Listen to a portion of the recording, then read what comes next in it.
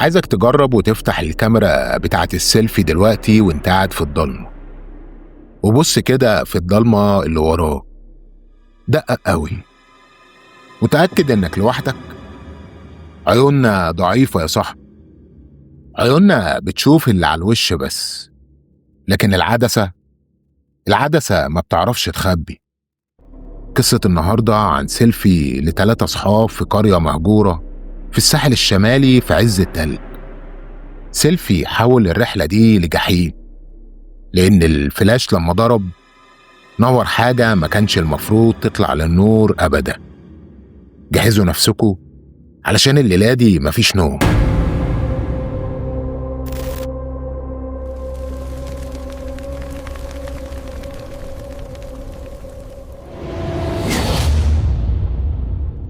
في كل قصة في سر، وفي كل سر في ضحية.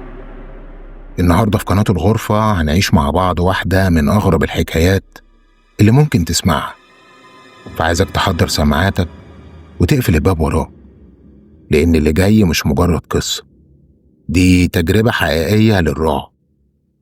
فيلا بينا نبدأ، يلا بينا.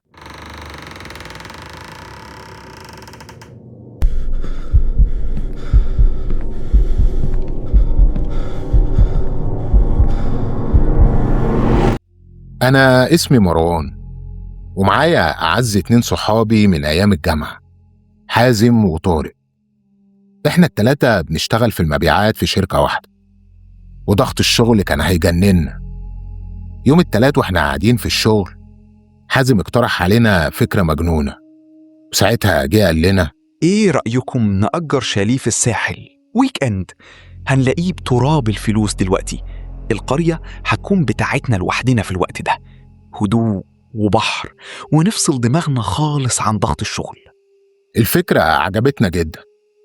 حجزنا ساعتها شاليه دورين في قرية قديمة ومعروفة، والشاليه كان رخيص جدا لأن احنا في شهر يناير. القرية دي بتبقى حرفيا في الوقت ده مدينة أشباح. وصلنا القرية يوم الخميس الساعة 7 بالليل. الجو كان فيه عاصفة ومطر، وبيخبط في عربية طارق زي الطوب، وصوت الرعد بيهز الأرض. ساعتها الأمن اللي كان على البوابة كان راجل عجوز لافف نفسه ببطانية، وبعد ما شاف الحجز قام وفتح لنا البوابة وهو بيبص لنا باستغراب كأننا مجانين. القرية فاضية يا بيه، مفيش غيري أنا وعامل الصيانة، ولو احتجتوا أي حاجة هتضطروا تخرجوا تشتروها من بره القرية، لأن كل الخدمات اللي في القرية مش شغالة، ونزول البحر ممنوع. أنا أول مرة أشوف حد يجي في التوقيت ده. وبعد ما سمعنا المحاضرة دي دخلنا القرية اللي كانت مهجورة تماما لغاية ما وصلنا الشاليه ودخلنا. الشاليه من جوه كان فخم جدا، صالة كبيرة ومطبخ أمريكاني وممر طويل في آخره سلم خشب، والسلم ده بيطلع لأوض النوم اللي موجودة في الدور اللي فوق. ساعتها طلعنا فوق وكل واحد غير هدومه، وبعدها شغلنا الدفايات لأن الجو كان تلج جدا، وعملنا أكل وقعدنا نهزر ونضحك ونسينا الدنيا كلها لحد ما الساعة جت 1 بالليل. ساعتها حازم طلع الموبايل بتاعه وقال لنا: يا شباب، يلا ناخد سيلفي للذكرى عشان ننزلها ستوري. اتجمعنا احنا ال3. حازم مسك الموبايل بتاعه ووجه الكاميرا لينا بحيث يكون الممر الطويل اللي في آخره السلم باين ورانا في الخلفية. الممر ده كان ضلمة لأننا مشغلين نور الصالة بس. ساعتها حازم داس على زرار التصوير، وبعد ما صورنا لقيت حازم بيبص في الصورة علشان يشوفها طلعت حلوة ولا لأ. فجأة ضحكته اختفت ووشه جاب ألوان، ولقيته بيقول: ايه ده يا جدعان؟ في حد واقف ورانا في الممر؟ بطل حركاتك دي يا حازم، احنا قافلين الباب بالمفتاح ومفيش حد غيرنا في الشاليه. بس لما حازم لف الموبايل وورانا الصورة الدم نشف في عروقي. في آخر الممر عند أول درجة من درجات السلم الخشب كان في خيال أسود لواحد واقف. الفلاش ما كانش مبين ملامحه، بس كان طويل بشكل مرعب، وواقف مدينا ظهره كأنه بيبص على السلم. قلت بصوت بيترعش ساعتها في الوقت ده أكيد ظل السلم من زاوية الفلاش، ما توهموش نفسكم.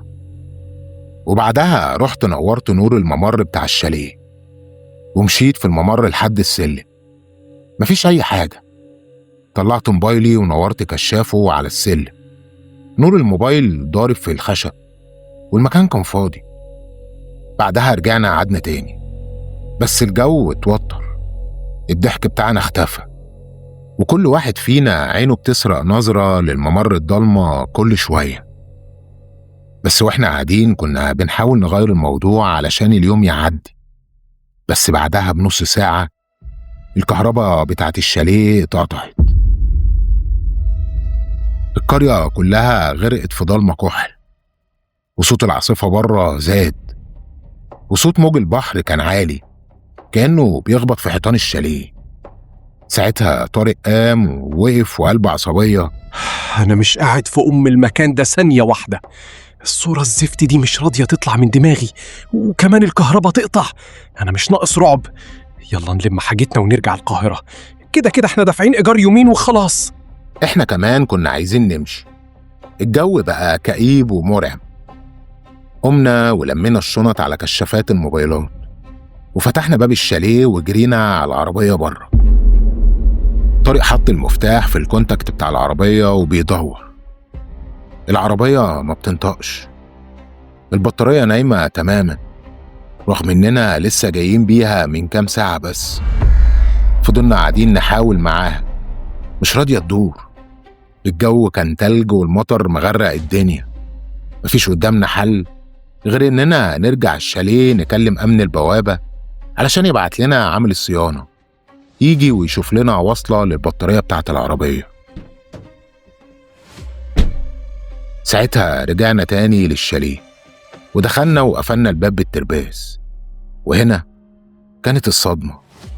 احنا ما أخدناش رقم التليفون من الراجل بتاع الأمن. كده مفيش قدامنا غير إننا نقعد في الشاليه ده لغاية الصبح. بعدها رحنا قعدنا احنا التلاتة على كنبة واحدة في الصالة.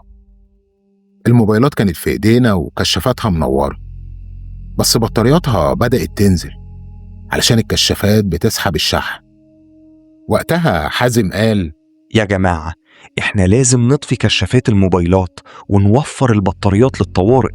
هنخلي موبايل واحد بس هو اللي شغال. طفينا الموبايلات بتاعتنا، وما بقاش فيه غير موبايل حازم بس هو اللي منور الصالة. وفي نفس التوقيت ده سمعنا صوت خبطة جاية من فوق، وبعدها صوت خطوات بطيئة جدا، خطوات حد وزنه تقيل بيمشي على الخشب بتاع الدور التاني.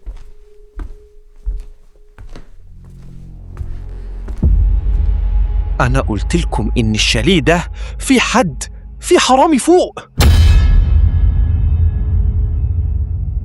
رحنا جرينا على المطبخ وخدنا المقشات منه، وقفنا تحت السلم. نور الموبايل بتاع حازم مش جايب غير أول 3 درجات بس من السلم، والباقي غرقان في الضلم. ساعتها لقيت حازم بيقول: أنا هضرب فلاش الكاميرا عشان ينور السلم كله لثانية ونشوف مين اللي فوق. بعدها وجه الكاميرا لفوق وداس على زرار الفلاش. لقينا فلاش قوي جدا ضرب في الضلم، وفي جزء من الثانية اللي الفلاش نور فيه السلم شفناه. كان نفس الكيان الطويل اللي ظهر في أول صورة، بس المرة دي ما كانش مدينا ظهر، ده كان نازل على السلم ووقف في نص السلم بالظبط. والأرعب من كده إننا لما شفنا ملامحه في الفلاش، الكيان ده ما كانش ليه عينين، وشه كله عبارة عن حتة لحمة ممسوحة، ومفيش غير بق مشقوق ومفتوح على آخر، كأنه بيصرخ بدون صوت. الضلمة رجعت تاني بعد ما الفلاش فصل. احنا التلاتة اترعبنا ورجعنا لورا لحد ما خبطنا في باب الشاليه. الكيان ما بيتحركش في النور وما بيطلعش صوت وهو بيتحرك. الكيان ده بيتحرك في الضلمة بس. في الوقت ده طارق فقد أعصابه تماما. بدأ يزعق ويشتم ويخبط على الباب ويقول: أنا هكسر الباب ده وأطلع بره، مش هفضل هنا ثانية واحدة. وفجأة سمعنا صوت طالع من الممر الضلمة اللي قدامنا، بس ما كانش صوت الكيان، ده كان صوت طارق بالظبط، نفس نبرة الصوت، نفس العصبية، وبيعيد نفس الجملة من جوه الضلمة: أنا هكسر الباب ده وأطلع بره، مش هفضل هنا ثانية واحدة. الكيان ده بيسجل أصواتنا وبيقلدها. في الوقت ده حازم كان بيترعش لدرجة إن الموبايل كان هيقع من إيده. وجه الكاميرا ناحية الممر علشان يضرب فلاش تاني ويشوفه هو واقف فين. داس على الزرار، لقينا الكيان بقى على بعد 2 متر مننا. لقيناه واقف موطي ظهره الطويل علشان ملامحه المشوهة تبقى في مستوى وشنا، وإيديه كانت ممدودة ناحية حازم. بعدها الضلمة رجعت تاني بعد ما الفلاش فصل. حازم اضرب فلاش تاني، ما توقفش الفلاش. ساعتها أنا صرخت بأعلى صوتي وأنا بقول لحازم كده، بس قبل ما حازم يدوس على الزرار تاني سمعنا صوت كسر موبايل بيتدش على السيراميك، وصوت حازم كان بيصرخ صرخة مكتومة كأن في حد كتم بقه. وبعدها صوت حاجة بتتسحب بسرعة رهيبة على الأرض ناحية المطبخ. حازم انت فين؟ أنا وطارق في الوقت ده بقينا بنخبط في بعض في الضلمة. طلعت موبايلي بسرعة وفتحت الكاميرا. إيدي كانت بتترعش، مكنتش قادر أثبتها، وطارق كان ماسك في هدومي وبيعيط زي الأطفال الصغيرة. مروان شغل الفلاش، صور بسرعة، خليه يبعد عننا. ساعتها وجهت الكاميرا ناحية المطبخ ودوست على زرار الفلاش. الصورة اللي نورت لثانية خلتني أتمنى إني أتعمي وما أشوفهاش. إحنا شفنا حازم كان متعلق في سقف المطبخ من رقبته. الكيان كان ماسكه بإيده الطويلة ورفعه للسقف. الكيان كان رافع حازم بإيد واحدة وبيبصلنا بالوش الممسوح، والابتسامة المشقوقة وسعت لحد مشقة الجلد بتاعه.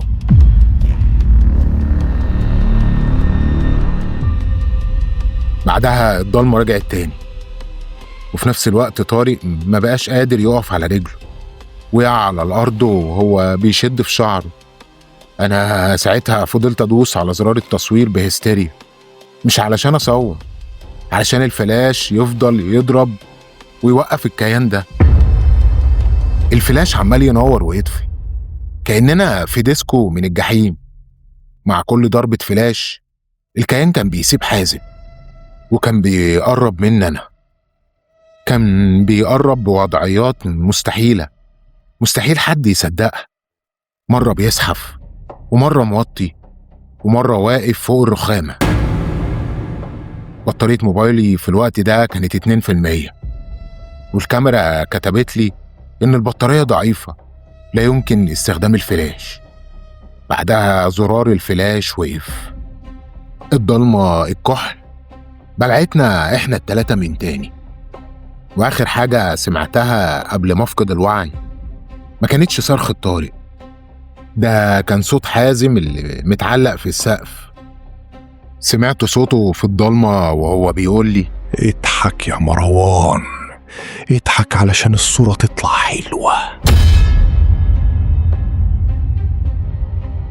بعدها بيومين عامل الصيانة أخد باله إن عربية الشباب لسه مركونة ومفيش أي حركة في الشاليه. لما الأمن كسر الباب ملقوش أي أثر لمروان وطارق وحازم. مفيش نقطة دم واحدة، ومفيش أي علامة تدل على وجودهم في الشاليه. الشاليه كان مترتب ونضيف.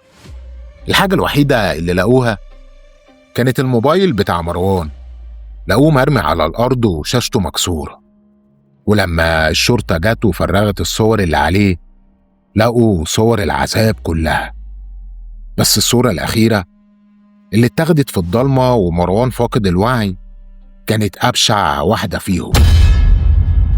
الصورة كانت سيلفي فيها مروان وطارق وحازم واقفين جنب بعض، وراهم الكيان، والأربعة باصين للكاميرا وبيضحكوا نفس الابتسامة المرعبة بتاعة الكيان.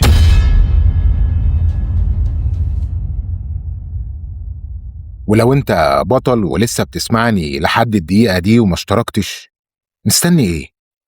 انزل اشترك دلوقتي وفعل الجرس ودوس لايك للفيديو، علشان قصتنا الجاية هتخليك تخاف من النور مش من الضلمة.